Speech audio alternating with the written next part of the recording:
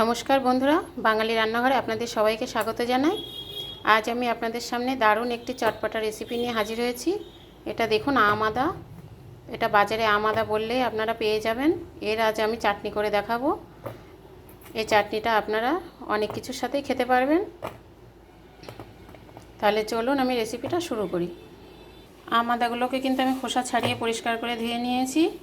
এখানে নিয়েছি ধনেপাতা, পুদিনা পাতা, আদা নিয়েছি এক টুকরো, আর লেবু নিয়েছি আমি 1.5টা মতন।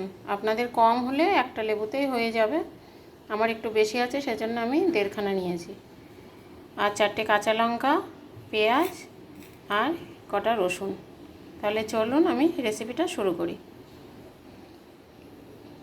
প্রথমে মিক্সির মধ্যে আমি টক দই দিয়ে দেবো। 3 চামচ টক দই দিলাম।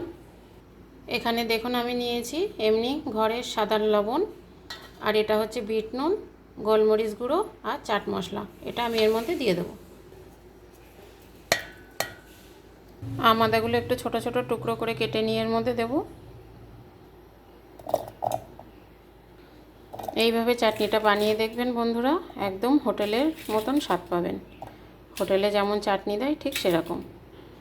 রসুন দিয়ে দেবো।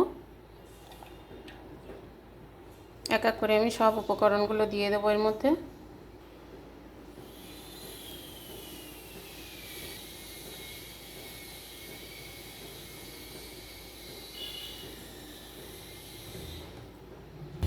লেবুর রসটা দিয়ে দেবো।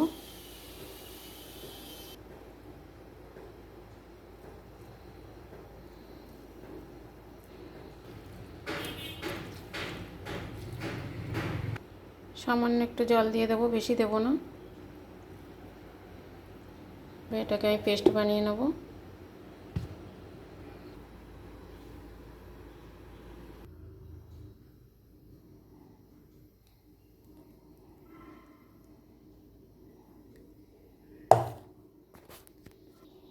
কত সুন্দর কালার এসছে দেখুন। চাটনিটা খেতেও দারুণ হয়।